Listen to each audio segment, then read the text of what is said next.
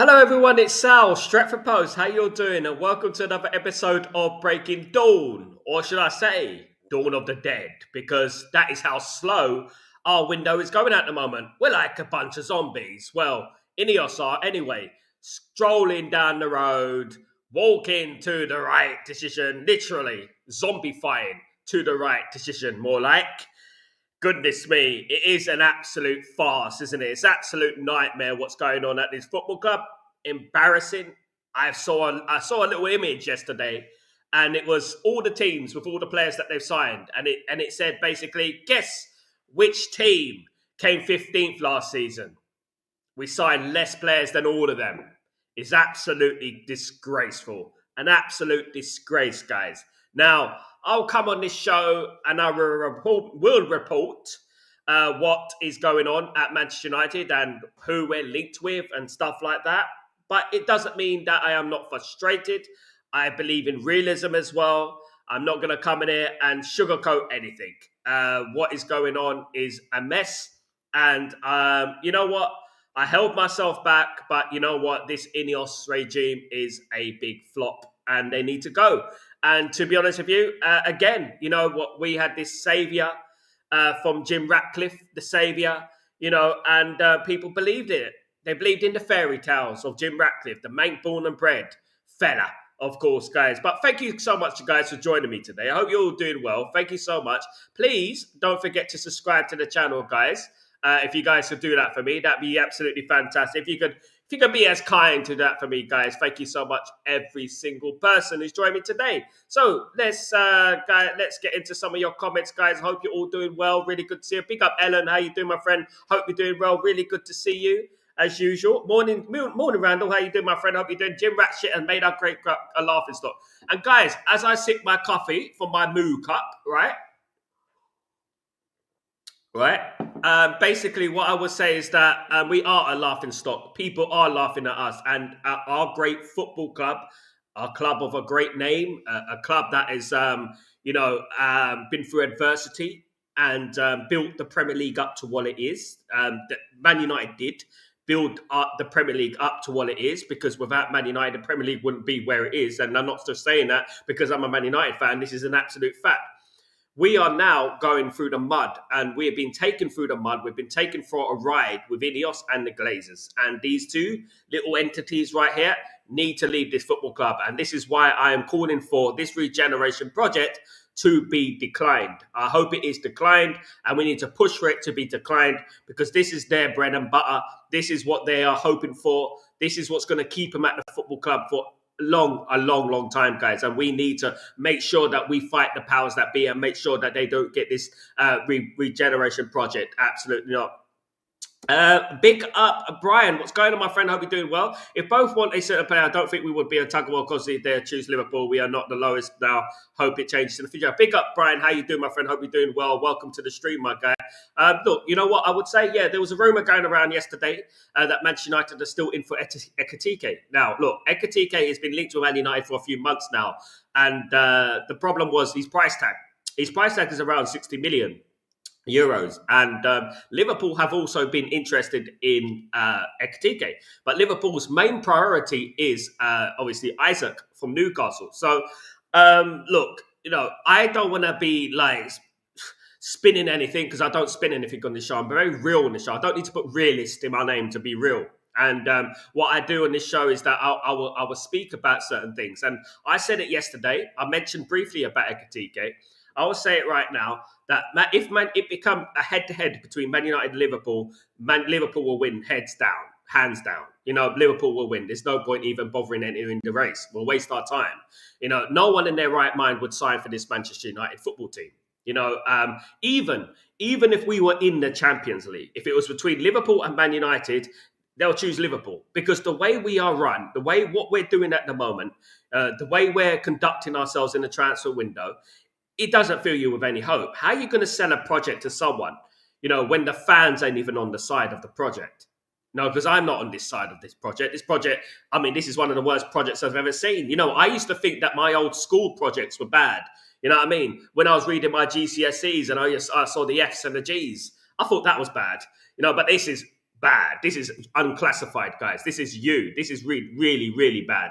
And to be honest with you, I'm so disappointed. Number one, angry. Yeah, you know what? And I feel disillusioned by this football club, the which way we're going, where we're going right now, how we're going to improve, where's the transfer coming from. Look, the main thing that is really concerning me is that we're not getting any kind of news coming out. You know, usually you get the odd Ornstein, the odd Fabrizio Romano, the odd little murmur of rumours going around. I'm not seeing that. I'm seeing it's called radio silence. I wish it was radio silence, because radio silence would represent that something is going on in the background. But this is just silence, complete silence, pitch black. You can hear a pin drop in the Man United transfer room. You know, you can hear a pin drop. And to be honest, this is what's really concerning me. And I hope it changes. There is until the 1st of September, even though the 1st of September will be too late, because obviously these players wouldn't have had a pre-season and stuff like that. So when I look at this and I look at the way this football club is being put through the mud at the moment, I feel disappointed, guys. But in regards to Ekitike, look, there is a chance, as I've said many, many times. Why is Gyökeres is available? Why is Ekitike is available? Why is even Osimhen is available? There's still a small chance that they could sign for Manchester United, because they are on Manchester United's radar. Will it happen? Probably not. It probably won't happen. But, you know, whilst there's a chance, there's a chance. And you know what? You have to believe in the chances, you know. It is a very low chance. You know what I mean? You've got more chance than probably Sheffield Wednesday getting promoted to the Premier League and winning the Premier League. No offense to Sheffield Wednesday, of course. Big up Sanjay. How you doing, my friend? Hope you're doing well. Big up Irfan. Salam alaikum wa alaikum salam. Hope you're doing well, mate. I hope you're well. Good to see you again, brother. Hope everything is well with you and family. Sir Jim is holding up transfers. Look, what I would say, John O'Connor, big up John O'Connor. I hope you're doing well. Look, what I would say is this, right? There are too many chefs in the kitchen. I think many of us predicted this before they walked into the football club. There's too many chefs in the kitchen. So basically what happens, Man United will speak to Brentford. They have negotiations with Brentford. They'll call up Joel Glazer. Joel, this is what Brentford want. Brentford want this, blah, blah, blah. Joel Glazer put down the phone and he'll call Avram Glazer. Avram, bro, they want this. And then Avram will go, okay, I'll get back to you. They put down the phone, right? And then they'll take another couple of weeks to decide and then ring up Joel Glazer, ring up Ineos will ring up Wilcox and Barada, and then that's it. And that is what we're doing at the moment. Too many chefs in the kitchen. This is why it was actually better we just had the Glazers and not Ineos. This is why. Because now we've made it even more slower. You know? And I don't want to be in a situation where I'm thinking that they're trying to drag out this transfer of Mbeumo so that they don't have to sign any more players. So that they run out of time, basically. So that they run out of time. They run out of time and they can't, we ran out of time. There's no more time. We ran out. We tried, but we failed. There was no more time. You know, and I don't want to be in that situation to be thinking that. Breaking Dark Transfer, big up Kenny. Breaking Dawn of the Dead. Welcome to Breaking Dawn of the Dead. So this is what it is with Man United at the moment. I'm going to call it Dawn of the Dead. I'm going to turn my logo green. That's what I'm going to do. Absolutely. Gyökeres interest reactivated. Irfan, what I would say is that Gyökeres situation has always been activated. I think until he signs for another football club, I think Man United have got a chance. And that is what it is at the end. They've got a chance. So do other teams have a chance as well. Whilst these transfers are available, Man United could still get Gyökeres. Absolutely, they can. Would you want Gyökeres after everything was going on? I mean, I wouldn't say no. As I said, I'm not going to be sticking my nose up at Gyökeres, because you know what? He wanted Arsenal. We wanted Delap. You know what I mean? First choice, you know what I mean? At the end of the day, that's a bigger insult. You know, so what I would say is that, yeah, whilst Gyökeres is available, it can be reactivated. The transfer can still happen and he can go to Man United. And if he does go to Man United, then fantastic. Great. Good signing. Brilliant. You know what I mean? I would say. But, you know, at the moment, I think the Man United fan base are very, very low in morale. And I'm low in morale. And I think everyone else is low in morale because what is going on. You can't be sugarcoating something that's, you know what I mean, is basically a turd, isn't it? Which of a transfer window. It's sad. Big up, fan. Ellen, Gyökeres will go to Arsenal. Big chance he'll go to Arsenal. He's already accepted personal terms with Arsenal. Gyökeres is expected back in training this week. And Sporting Lisbon expect Gyökeres back in training. And to be honest with you, it's going to be a very, very toxic atmosphere in that situation right there. Gyökeres wants to go to Arsenal. He does. Ever since I spoke to Sebastião Pinto, of course, the journalist, Portuguese journalist, he wants to go to Arsenal because of the Champions League. And look, when a player reaches 26, 27 years old, they're reaching the peak of their powers, isn't it? And they want to play in the biggest competitions. They don't want to be, project. They don't want to be in a project like they're with Man United. So look, Sporting want Gyökeres back for training. Gyökeres has said he's not going to come back to training. He's not coming back to training. He wants to sign for Arsenal. He's agreed personal terms with Arsenal, and but Man United, Arsenal, and Sporting Lisbon are way off the mark in regards to the fee. Now, Arsenal still need a striker, so that is still open. Arsenal have eased their interest in Sesko, so it is a big opportunity. Man United are in there. Of course they are, but Man United's percentage of signing Gyökeres is much, much lower. Man United are not in a position now to be dictating anything. We lost this Europa League final to Tottenham Hotspur, and that's what happened. And here we are. You know what I mean? But I even think right now, guys, even if we're in the Champions League, I'm sort of thinking right now that even if we were in the Champions League, we probably wouldn't get these players anyway. Still, I'm just on that sort of vibe at the moment, And I hate to be a vibe. I'm wearing black because it feels like Man United's funeral at the end of the day. That's what I'm talking about. Do you know what I mean? Every day seems like a Man United funeral. I'm going to wear black until I believe that Man United have done something in the transfer market, because it is black transfer window in regards to a funeral. You know what I mean? With Manchester United, of course. Fab. Is Jim Ratcliffe or the Glazers stalling Mbeumo and Gyökeres are willing to pay to do that, to believe that the youngsters they are bringing in are genuine transfers? You know what? I would never sniff my nose up fan at young players, but obviously you have to sign a mixture of experience and young players, and that's how you're meant to do things. You can't just bring in youngsters and expect them to do the business. Obviously, we signed Emsdale this week, which is great, fantastic for the future, brilliant. But you know what? Man United need, experience in there. Man United need a spine that can start right now, and we don't have a spine. We're like basically a slug. That's what we are as a football team, and soft and squishy, especially when we go down 1-0. So what I would say is that, I believe, and I like to believe, that we're going to get the deal done when the jersey's released. The new shirt, the replica kit is going to be released on the 15th, 16th of July. I mean, I hope that something happens then. I know that is late and that is a very Glazonomics things to do, but I hope that happens. I hope that we get that through the door. At least we've done it in July, and at least that Mbeumo will be there for the pre-season game against Leeds United on the 19th. That would be fantastic, wouldn't it? Will it happen? Have Man United done the deal? And if they have done the deal, that would mean that they've just purposely dragged this transfer out, until this release of the kit, because obviously all they're thinking about is business and selling the football kit. That's all they're thinking about at the moment. Natty by nature. Good morning. So spin. They were not signed Ekitike with that by that money. Ekitike is a very unlikely possibility, but Ekitike is being linked with Manchester United as a possibility. So if Man United do miss out on Gyökeres, don't be surprised if we try a last minute bid for Ekitike. Ekitike is quite deep in regards to Liverpool. The Liverpool are very, very interested in him at the moment, but they're also interested in Isaac. So it depends who Liverpool sign. If Liverpool go and sign Isaac, or if Liverpool go and sign someone else, then Man United have a big opportunity with Ekitike. My player, the player I wanted, the player I think would be great for Manchester United is Mateta. Why don't we go after Mateta?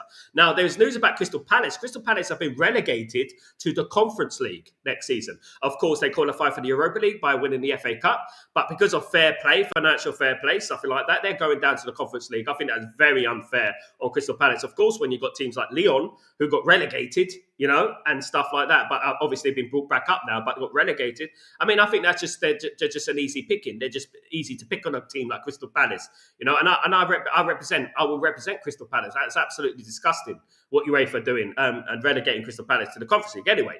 But Man United, in regards to Crystal Palace, there's Walton and there's Mateta. Those two players right there, I think could make a world of difference at Man United. I think Walton and Mateta will be absolutely phenomenal at Man United. But you know what? As we know, money. There's fate that we got no money. That is exactly what Ineos are doing at the moment.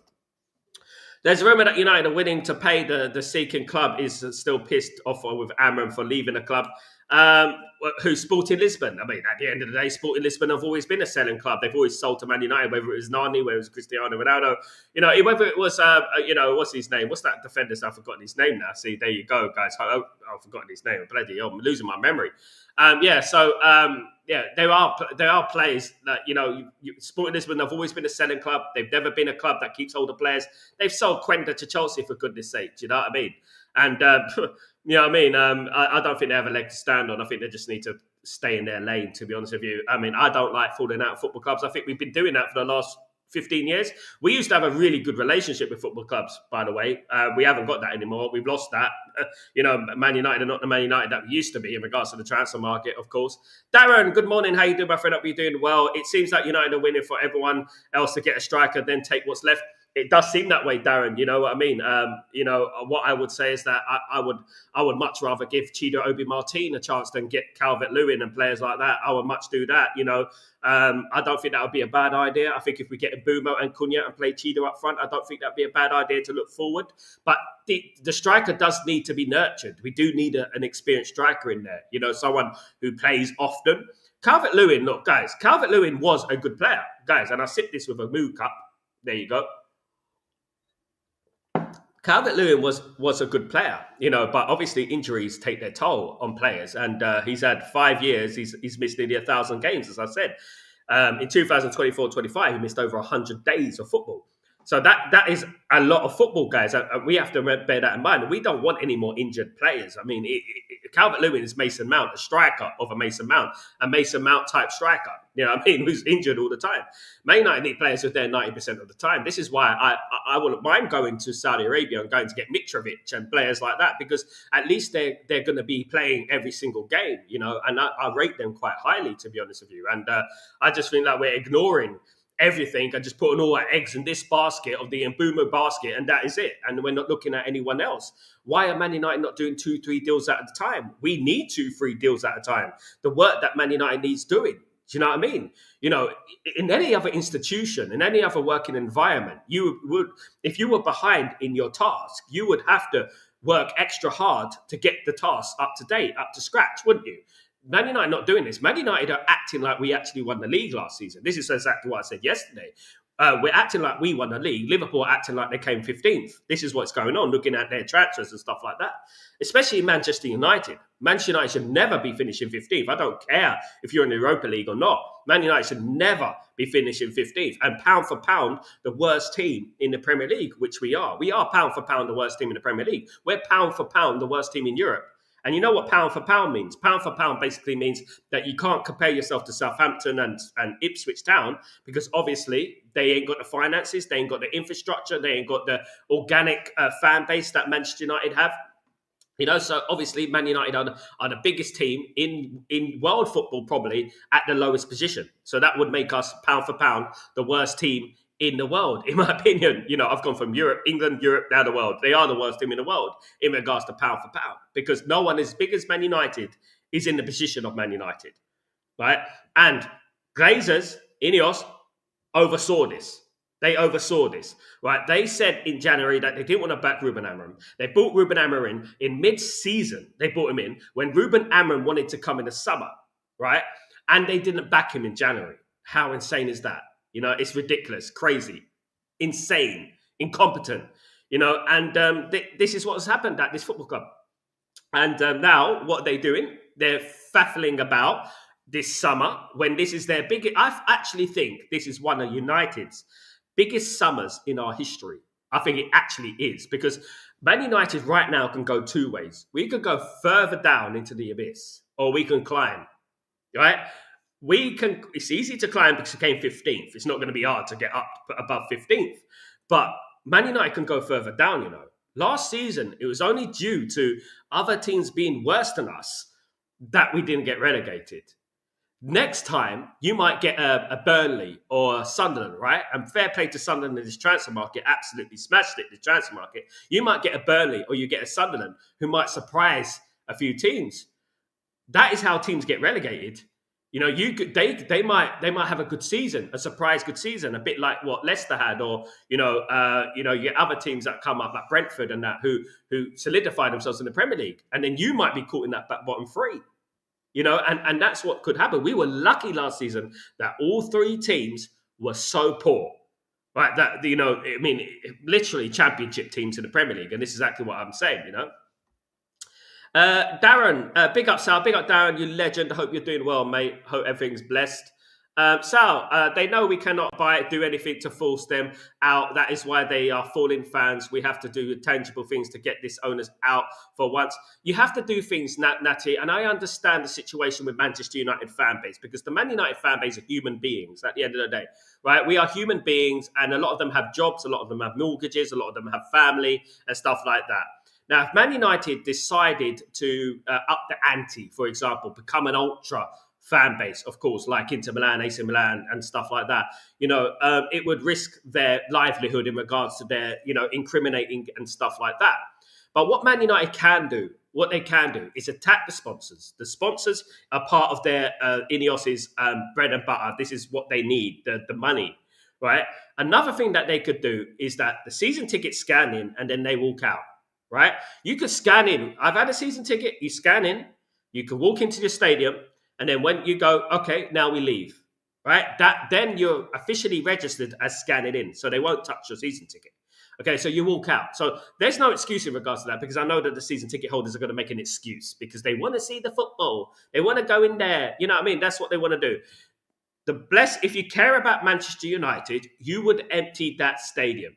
You would make sure that stadium, gets emptied. I know it's not going to be 100% empty. I know that. But there's 60,000 season ticket holders.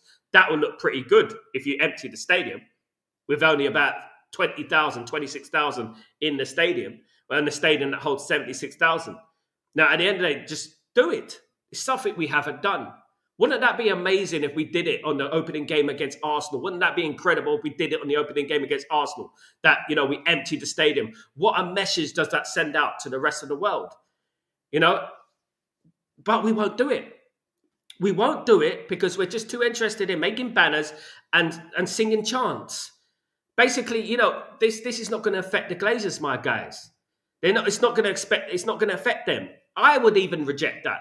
Even if it was just me alone, and there were 100,000 Man United fans saying, we want Southsea out. I'm not going to be bothered by that. Oh, well, let them talk. Nah, it doesn't really matter, does it? Let them talk. Cheers. You know what I mean? That's what it's going to be like.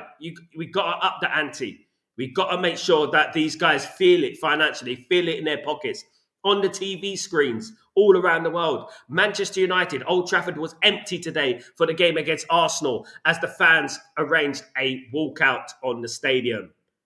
Imagine the players on the pitch. Imagine everyone. Imagine the sponsorships that would be looking at that. The sponsorships around Man United be looking at Old Trafford. I'm like, oh my goodness me, we can't be sponsoring this club. This club is bad news. You know what I mean? They're gonna make us lose revenue. Do you know what I mean? Bill, good morning. How you doing, my friend? Hope you're doing well. I've been with a sunstroke. Oh, my goodness me. And self-inflicted. I was painting an outside wall in the sun while listening to you. 4 days and now coming out of the sweats. Oh, my goodness me, Bill. I hope you're doing well. Sorry about that, mate. Really apologize. You got to be careful, mate. You really got to be careful. I mean, you know what? I live in UAE, don't I? So it is like 46 degrees. And you have to be very careful, mate. You know what I mean? I go jogging in the 46 degrees heat, and sometimes I start getting tingles around my arms and stuff. So I feel I better stop and better go inside. You got to be careful. You really do. I hope you're getting better, Bill. Good to see you back, my friend. And you'll be right. You'll be alive and kicking very soon, mate. More alive and kicking than Ineos in the transfer market, that's for sure. Irfan, what do you prefer between Ekitike and Gyökeres? Me, Gyökeres, fan, and I'll tell you why. Because Ekitike is more of a winger. He's like a winger stroke flair number 10. A bit like Xerxes. We've already got a Xerxes type player. What Man United need is a focal point, a number 9, a proper number 9. Someone who can put the ball in the back of the net, a specialised finisher, someone who can get 20, 30 goals a season. That's what Man United need. This is why I believe we need a Mateta, or we need an Osman, or we need a Gyökeres. We need one of those type of players, a Gonzalo Ramos, that type of player. Do you know what I mean? Ekitike represents what we already have. We already have the Mbuma, the Cunha sort of player. And, Xerxes is a similar player to Ekitike anyway. So I wouldn't pay the money for that. I will put the money towards someone else, in my opinion.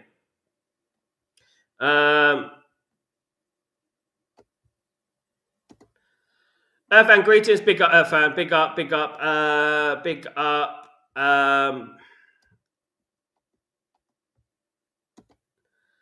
Earthan, he did, but he still wants Arsenal. Arsenal want him. Yeah, he's already accepted terms of Arsenal. It looks very likely he's going to go to Arsenal. As I said many times, is that when a player decides to go to a club, it's very rare that they don't get their wish. The player always has the power. The player always has the power, so we have to remember that. Whilst he's not at Arsenal, there is a small chance that Man United could come in. But at the moment, he's already very deep in conversations with Junqueras and Arsenal. There's already deep conversations with them. They've already agreed a deal between each other.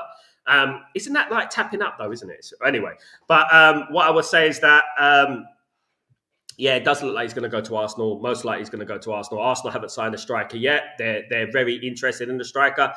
And it has gone a little bit silent in regards to that, in regards to Sesko. So the only thing I can think about is that they're going to get Junqueras. And you know what? Again, Arsenal are making moves. Arsenal signed Madueke for 52 million, which is an absolutely insane deal, to be honest with you, spending that money on Madueke. But, at the end of the day, I'm not going to banter Arsenal because at least Arsenal are doing business. At least Arsenal are making moves. Man United are not making any moves. I'd much rather get Madueke and start buying certain players than buying nobody.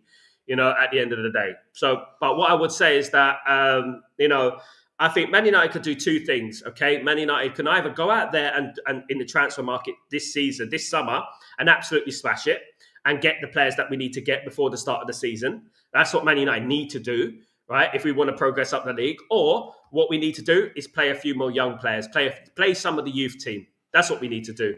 Because I don't trust any of those players there, the players that played last season. I don't trust any of them. I'm sorry, guys. I don't trust any of those players. Apart from the likes of Yoro, Aiden Heaven, Mazraoui. Literally one hand you can count. I don't trust those players, guys.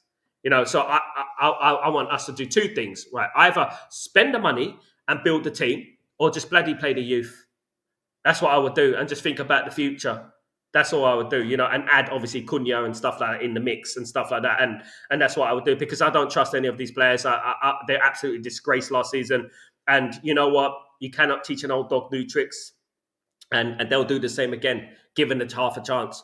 Next season, we got one game a week, more or less, haven't we? And look, even the Fulham game we were meant to play after the Arsenal game. The Fulham game is moved to the next Sunday now. To accommodate, I think, Arsenal or something like that. But anyway, it's been moved to the next Sunday now. So basically, Man United got one game a week, and they got no excuses. They got time on the training field, no European football as putting all your eggs in one basket and things like that. Absolutely.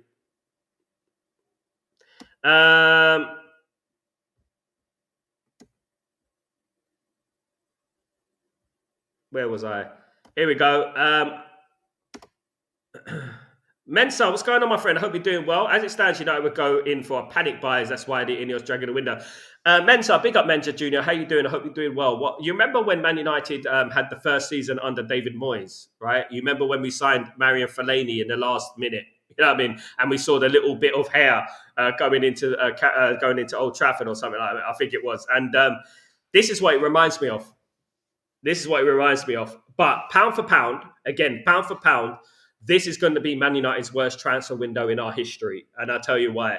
Because Man United had never come 15th. When David Moyes walked into the football club, he still had Robin van Persie, Nemanja Vidic, Michael Carrick, Ryan Giggs. He still had those players in the football team. So Man United right now don't have that type of caliber at the football team, right? But yeah, so what Man United need to do is Man United this summer needed to go and absolutely smash it and have one of their best transfer windows in their history. They've actually had one of their worst transfer windows not only the worst transfer window in our history, but you think about the last few years, we've had better transfer windows over the last few years than now. And now's the time where we really had to have a proper transfer window, guys. Do you know what I mean? It's unbelievable how insanely incompetent this ownership and part ownership is. I cannot believe it.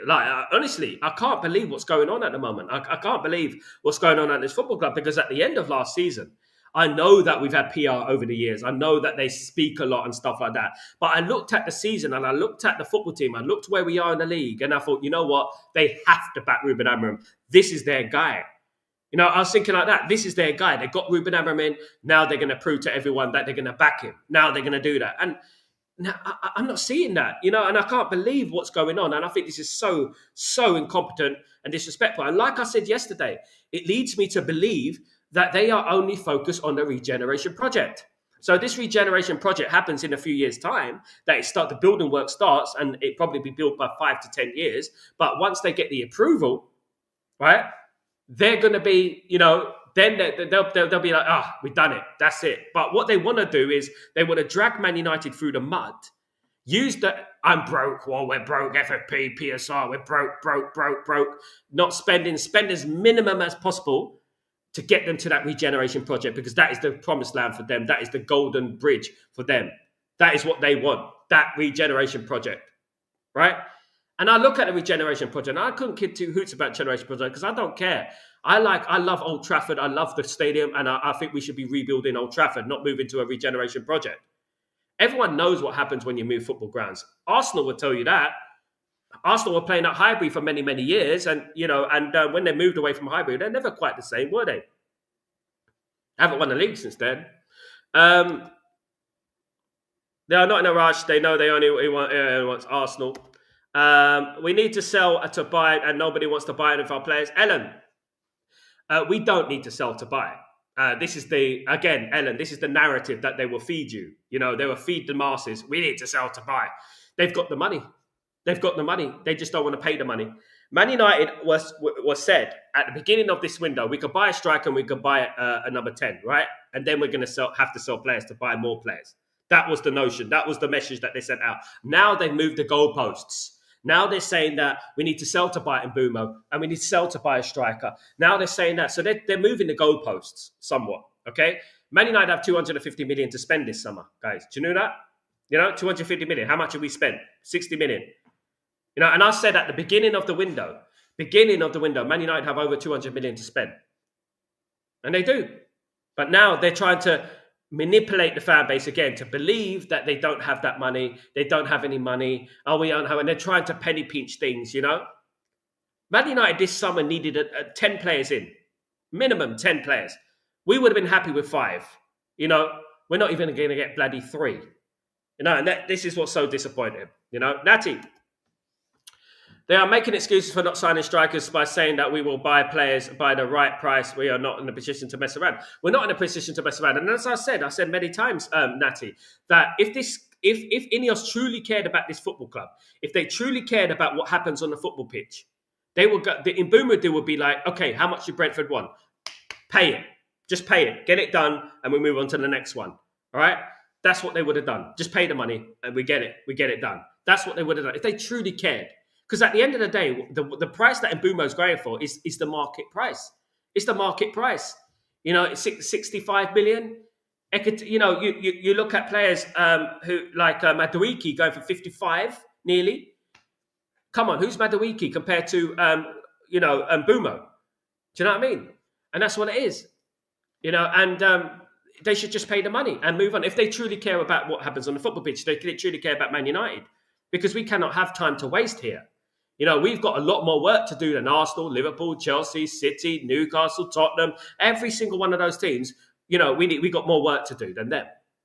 We're below the likes of West Ham and Everton. And come on, guys. Do you know what I mean? It's mad, isn't it? It is killing it. The vibes are being killed, fan. The vibes are being killed. They sucked the life out of us in regards to this transfer window. It absolutely has. This transfer window has been absolutely depressing so far. Ellen, I was so excited about this window since Jim Ratcliffe said that he will back Amram. Now I'm just tired and fed up with all the lines for the club. You know what they're feeding into at the moment, Ellen. What Jim Ratcliffe is feeding into is that he has no prior knowledge in regards to football and where Man United are. I actually believe he has no clue about football. I actually believe he's not really a football fan. He's just using football to benefit himself financially. A bit like the Glazers. The Glazers don't like football. They don't like soccer. You know, they just want to benefit and milk Man United. That's what they want to do. And I actually think that Ratcliffe is a British version of the Glazers. I actually think he doesn't really care about football. And as I said many times, he said he's mate born and bred, Man United fan his whole life. I beg you find a picture of him in a Man United top before the takeover process. I beg you find him spotted at Old Trafford before the takeover process. It's all lies. It's all manipulation. People were manipulated and the weak fell for it. And that is exactly what happened. Right, and this is what's going on right now. The weak fell for it. They didn't want Qatar, you know what I mean, because they've been watching too much, Uncle Sam news, and that's what they've been doing. So because they don't, the sinister reasons they didn't want Qatar were plain to see.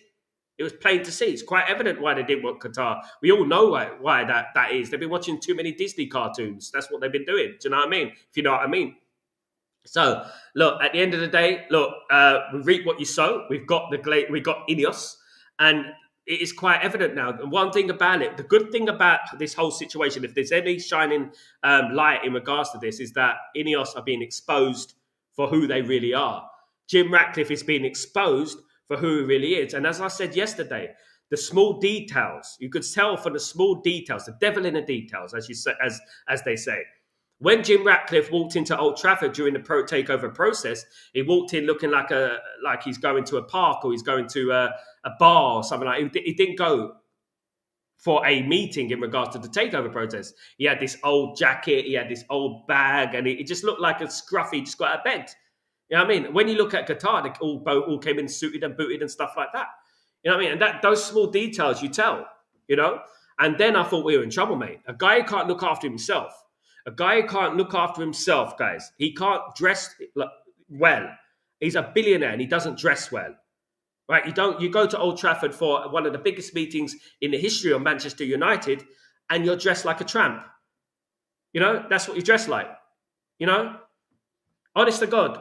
And to be honest with you, people may say, oh, that's harsh, Sal. But that's the reality. If you can't look after yourself, if you can't wear some decent shoes, you can't wear a nice suit, a nice blazer, you're a billionaire, for heaven's sake. Even I would muster the finances to get myself a decent suit. To try to, if I'm going for one of the biggest meetings in the history of football. And I looked at that then and I said, this guy is not serious, guys. If this guy gets the football club, we're in big trouble, guys, because he's not going to spend money. And people are like, why? Why'd you say that? I said, look at the way he's dressed. He can't even look after himself. How's he going to look after Man United, the mess that's Man United? And that's what happened, here we are. Here we are. And I hate to be a flipping smart ass. I hate to be a guy who says, oh, I knew it, or I told you so. I'm not one of them guys that told you so, because all that I care about is what happens at Manchester United. Me being right doesn't make any difference. What I care about and what makes me happy is Man United winning on the football pitch. That makes me happy. Seeing Man United fans happy. And that makes me happy. And at the moment, unfortunately, our prediction, not just mine, many of our predictions have come to the fore, have come true, sadly. Irfan, I see that Dalot has got the number 2 jersey. What does that mean? We are not bringing in a right wing back. Irfan, yeah, probably does mean that, mate. We got Mantata, who I'm a big fan of, Irfan, so I think Mantata will be rotating with Dalot next season. That will be the case. It is what it is at the end of the day. I like Mantata. I won't sleep on Mantata. I think he's brilliant, fan. And I think we just rotate with them. Ruben Amorim did say before the season, in fairness, that, we're not going to get all the deals done before, this window. No shit, Sherlock. At the end of the day, we're not going to get the deals done, all the deals done. So probably won't get a right wing back this summer, which is crazy, really. When there's players like Vanderson and players like that who specialise in that position. Dalot's a fullback, right? Dalot is not a wing back. He's a traditional fullback. And I don't think he's a very good one. And it cost a lot of goals last season, especially at the beginning of the season, if you remember. And, I think he's a fantastic guy, fantastic professional, but just not good enough to take Man United forward. But is it the most important? Is it the worst part of our football team right now? No. The part of the football team that needs to be improved is the strikers, is the attacking side of things, because we're not scoring goals. You know what I mean? And getting in Mbeumo in is very important. Having Cunha in there is very important. And having a striker in there is also very important, because the most important, if you're going to highlight anything from last season, which was the biggest problem, our defensive record wasn't that bad, to be fair. It is the striker position. That is what it is. It's a striker position which needs most attention. Big up King Jam. How you doing, my friend? Hope you're doing well. Good to see you, mate. Hope everything is blessed with you. Ineos are here for building stadium. They do not care about football. Absolutely, Natty. My feelings exactly. Marky Mark, what's going on? How you doing, fella? Hope you're well. Good morning, sir. How are you, my friend? Very well, thank you, bro. Trying to follow in your footsteps, and having friends coming to the game in Chicago to protest the Glazers. Come on, mate. We want our club back. Absolutely. Come on, Marky Mark. Big up. I can't wait for it. Hopefully I see you on the television. Brilliant, absolutely brilliant. Fair play, Marky Mark. Yeah, I think it's very important that the message is sent around the world, because obviously at the moment it's very just all inclusive in regards to just Manchester, and we don't want just Manchester. We want the Glazer out protest in their hometown, their home states, because that's a little bit closer to home for Ineos. There's a reason that Ineos don't play friendlies in Florida. There's a reason for that. Man United do not play friendlies in Florida because that is the home of the Glazers, and the Glazers don't want to be near any protests. They don't want to be near any Man United fans.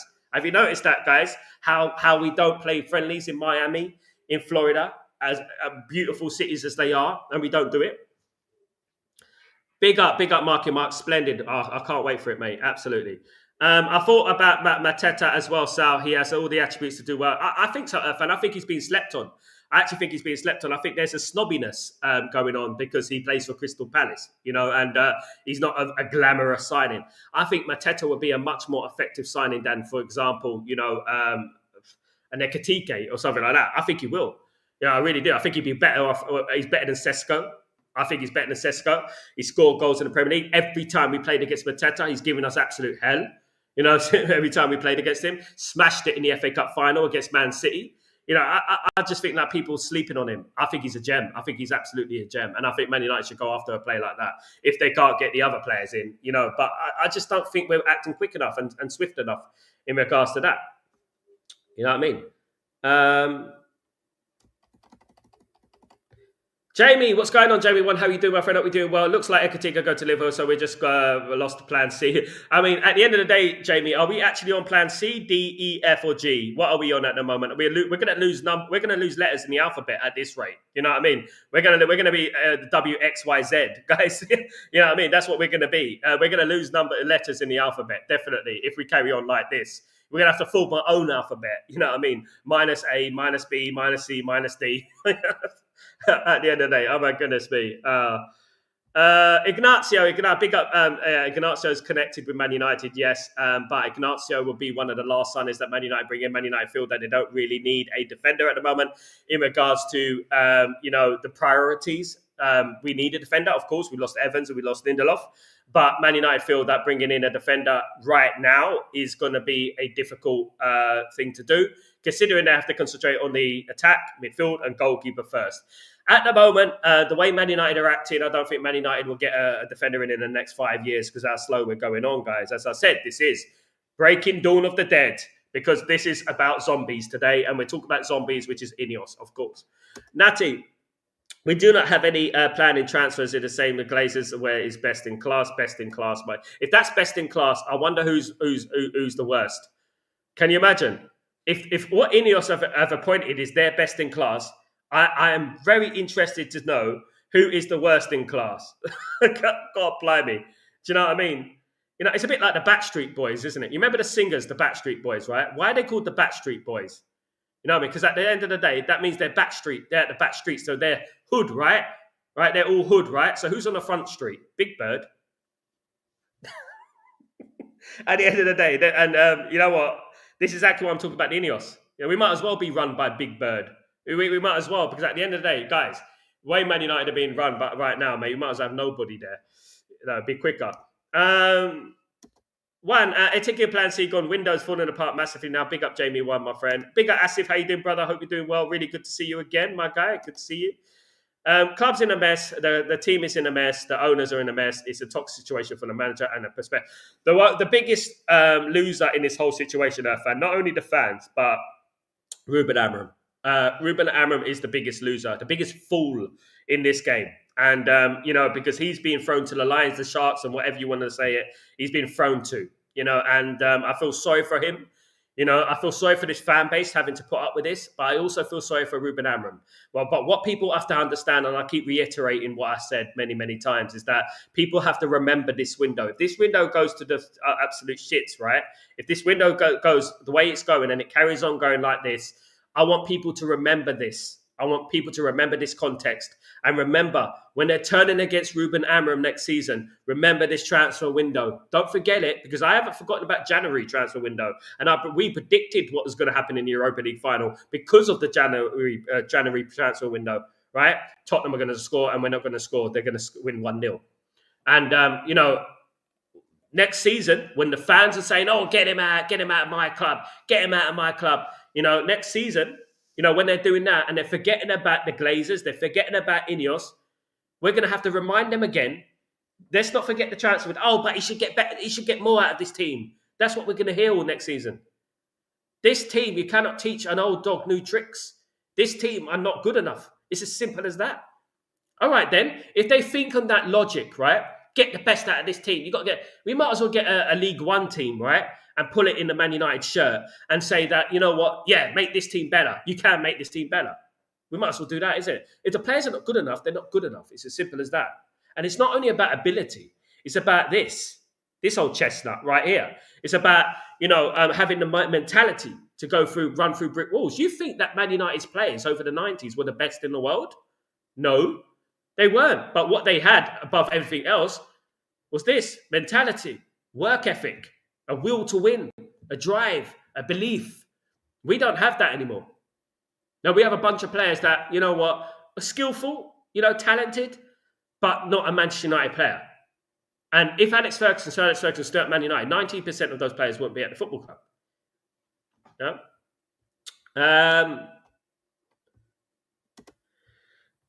Gav, I remember Sal, I said 2 weeks ago that was happening. No one believed me. Bagate. No, listen, Gav, listen to yourself.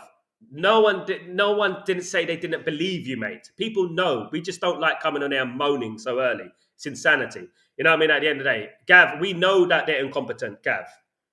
We know. I'll show you my accolades, what I've done against the Glazers and Ineos before I came onto this stream. You know what I mean? At the end of the day, we know they're incompetent. We know this was a possibility. But I'm like this. I'm smart, you see? Right? I'm going to wait and see. Let's see what they do. Because at the end of the day, I'm going to give them a chance.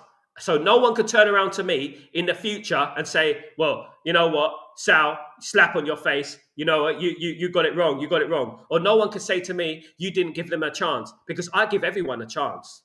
And I gave them a chance because I was Qatar. That's why I went to Qatar television and spoke about it a year ago. You know what I mean? At the end of the day, look, I said, okay, this is Ineos. This is their main summer. This is their main summer. Let's see what they can do. No one believed you, Gav. All right, do the lottery numbers then, mate. Stop this self-right. This is exactly what's wrong with the fan base. You, Gav. No one believed me. What have you done in regards to the Glazer movement? What have you done? I tell you what I've done. What have you done? Diddly squat, mate. Diddly squat. You done diddly squat. That's all you've done. You done pish. That's what you done in your bedroom. That's all you're doing, mate. At the end of the day, you're just talking like, coming on my stream. Oh, no, I'm this. I told you I do this. I didn't. Maybe I told you a week ago. No. You're exactly the problem. You've got to be smart, not be a retard, mate. You've got to be smart, as Eminem once said.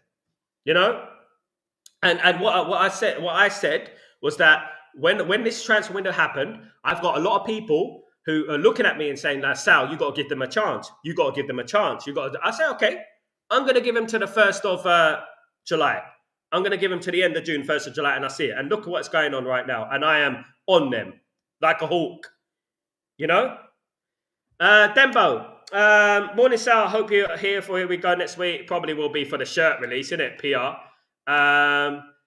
Incompetence at the highest level. Jim must realise that running a ruin of a football club is not the same as running a corporate institution. Absolutely, fan spot on. Coco, big up. Sunderland got Angie got 21 million. Good signing. It's impossible to be positive at the moment. It's an official piss take for the Glenios. Absolutely, mate. I agree with that.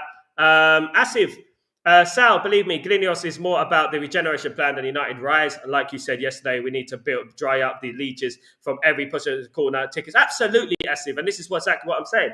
I don't come from a self-righteous sort of perspective. I come from a Manchester United perspective. I think about Manchester United. I don't think about, what I said many years ago, what I said before Ineos walked into the football club. I think about what's going on now and how we can change this now. And one of the biggest things that Man United need to do is this regeneration project. Contribute towards this regeneration project being declined. That's what we need to do. And I'm trying to find out, that people need to go out there. Lord Coe and everyone. Lord Coe, by the way, is the guy who organised the 2012 Olympic Games, right? So people need to get at Lord Coe. Lord Coe is the guy that they're working with at the moment. The guy who does most big things in England in regards to events and stuff like that. You know what I mean? We need to get at him, get at Lord Coe. Get at him, you know what I mean, at the end of the day. And hopefully they do, absolutely. How much a season ticket? It ranges, fan, from about, when I was a season ticket holder, it was only about 380 quid, something like that. But nowadays it's about 500 to £1,000, around that much, is depending where you sit. Coco, they won't be happy until fans raid the offices. I mean, can they do it though? Can they do it? 60,000 season ticket holders, current price, 60,000 season ticket holders. There's all different prices in regards to season tickets, mate. £400, £500, £600 on the average. Number 9, it is absolutely. So whose situation is bad, Rashford or Garnacho? I don't think Rashford's situation. I think the Rashford situation is the worst situation at the moment than Garnacho. Garnacho can leave. Garnacho will be sold. There is rumours over here in Italy that Garnacho is going to Napoli. He's going to go for 45 million, which is peanuts for how much he's really worth. You know what I mean? At the end of the day, he should be worth about 60, 70. But where we are at the moment, the desperation we are, and the slanderous nature that these players have had over the last few months, obviously teams are going to take advantage of that, like vultures. They're going to take advantage of that and say, well, you need to sell him, don't you? You need to sell him. You need to sell Garnacho and stuff at the end of the day. Now, guys, I want to talk about a couple of things, guys, before I leave. Firstly, bear me a second.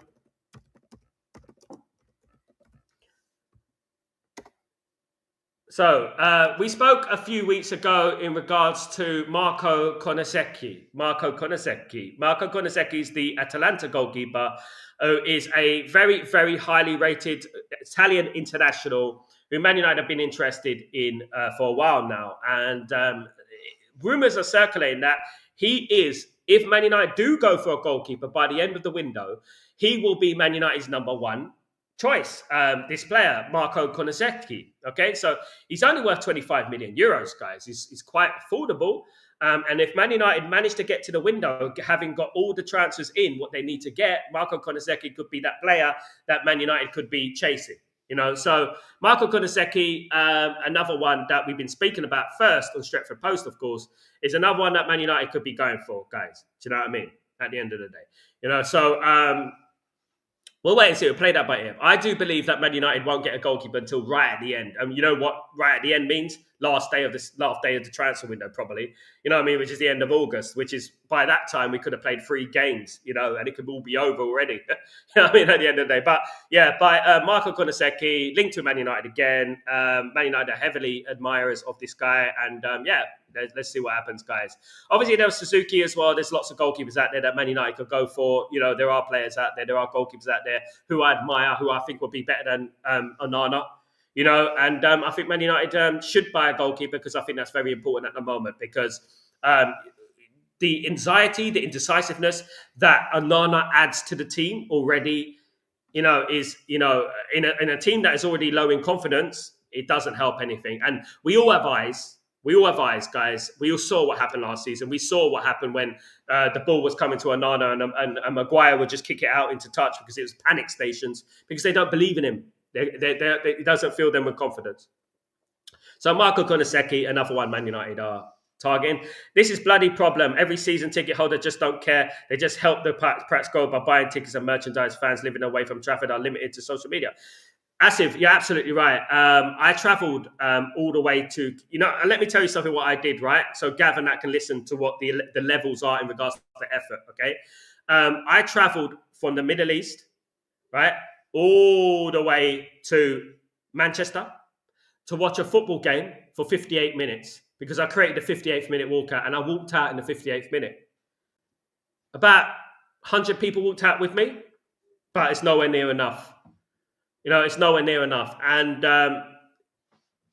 this is the problem. You could buy your season tickets, Asif. I know people don't want to lose their season ticket. I waited 8 years for my season ticket and I gave it up. You could buy a season ticket. That's okay. All right, fine. You want to buy your season ticket, that's fine. But one thing they should do, right, is that the most important thing to do is you cannot underestimate the value of vision, of what you see on the television. So basically, if we came to the Arsenal game on the first game of the season and 70% of that stadium was empty, what do you think the reaction is going to be? Now, people say, "Oh, we can't do that because other people will buy tickets." Nah. You cannot fool me with that little old chestnut there, my friend. You scan in with your season ticket, okay? And when the gate opens, you're in. Officially, legally, you're in the stadium, okay? You can leave when you want. No one could buy the ticket then. Let me just clear that out. No one could buy. Once you leave that stadium, no one could buy that ticket. So why don't they do that then? Why don't they empty that stadium? Do they really care? You think the Glazers care about, we want Glazers out? Say, we want Glazers out. As I said yesterday, it's a bit like a hip-hop song. Hit the hop, hit the hibbity, hit the hop, the don't stop, boogly boogly bee. That's basically what it is. It doesn't work. And I'm cruel. You have to be cruel to be kind with these guys. At the end of the day, these middle-aged guys who think they're better than everyone else, top reds or whatever they are, who walk around, fair play to them. They do make moves. Fair play to them. Great. It's not enough, fellas. It's not enough. You know what I mean? They need to do more. Even at a Sunderland signed play, Sunderland have had one of undercover, low-key. Sunderland have had probably the best window out of everyone. They've absolutely smashed it. Fair play to them.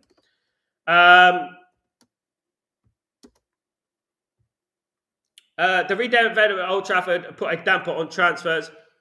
Man United, the last thing Man United needed was a redeveloped, redeveloped stadium. It's not even a redeveloped Old Trafford, is it? It's a redeveloped stadium. It's a new stadium, and that is a disgrace. The story of Old Trafford, No.1 should be a listed building because of the history between Old Trafford, even during the World War when it was bombed and stuff, and we had to play at Main Road and stuff like that, And what people don't understand about Old Trafford is, it's not the prettiest ground in the world, we know, but that could be fixed. Look at the Bernabeu. Those of you who've been to the Bernabeu, like I have many times, you will know that the Bernabeu is the middle of an estate.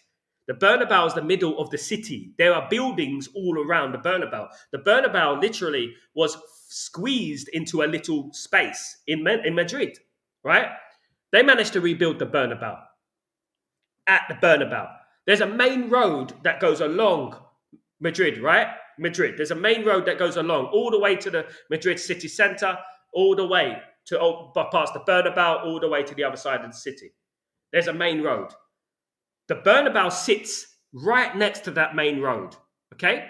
So when we put this into a comparison into Old Trafford in regards to the railway, we're blaming the railway why we can't build the South Stand, right? We can't redevelop Old Trafford because of the railway. You know what I mean? At the end of the day, the Bernabeu has been redeveloped, right, in the middle of a city. Manchester United are not in the city. Yeah, they have housing estates and around that, but Man United are not in the middle of a city. Now, I bring it to Anfield as well. Anfield, when they were redeveloping Anfield, obviously they wanted to redevelop, the Anfield Road stand and stuff like that. There was a road just behind Anfield, right? One road. And I went to a game, Man United, Liverpool, and there was a bunch of houses that were derelict. So basically, they bought out all those houses of that road. They bought out all the houses of that road. But there was one house that was still with flowers outside, and it was already there and stuff like that. That house, no matter what Liverpool offered them, they wouldn't move that house. They wouldn't move because Liverpool had to knock down that road and to build on top of it to build the new stand and stuff. It took them a long time, but they eventually got it done. It was difficult, but they got it done. I believe that they didn't, even if it was possible, They didn't want to rebuild Old Trafford because they want this regeneration project. And the regeneration project includes the hotels, the infrastructure, the franchises and stuff like that, which is in line to make them a lot of money. So they don't care about our history or heritage. They threw that in the bin. They didn't even explore that avenue. They didn't even try to explore that avenue to stay at Old Trafford, our home for over 100 years. Our glory comes from Old Trafford. To move into a tent that has no history. Now you ask Arsenal, has it been since you moved at the Emirates? Let's be real with Arsenal fans. Has it been since you moved to the Emirates? Because in 2004, Arsenal were champions. That's the last time they were champions, and that was at Highbury. So has it been since you moved at the Emirates? I mean, I rest my case, isn't it? Big up, fan. Can't imagine Arsenal won't eventually pay the extra $5 million. You're going to get him, Pete. Big up, Pete. What's going on? They're going to get him, mate. They're going to get it. Once a player accepts terms with the club, just like Mbeumo for Man United, well, hopefully Man United are a unique case anyway, but, once he wants to go to the club, it's rarely that they would turn around and he won't go to Arsenal. It's very likely he will go to Arsenal, of course. Jelani, so the transfer window has already exposed how badly run this club has been by giving astronomical wages to players, and now we are stuck with them. But this is why we needed Qatar, Jelani. Because what Qatar would have done is they would have paid off their contracts. Do you know what I mean? At the end of the day, that's what they would have done. Guys, I want to thank everyone for joining me today. You're absolute legends. Sorry I couldn't read through all your comments, guys. Hope you're all doing well and you have a great day, guys. You know what? I will be live if anything breaks, guys. Let me just read through this. 1 second.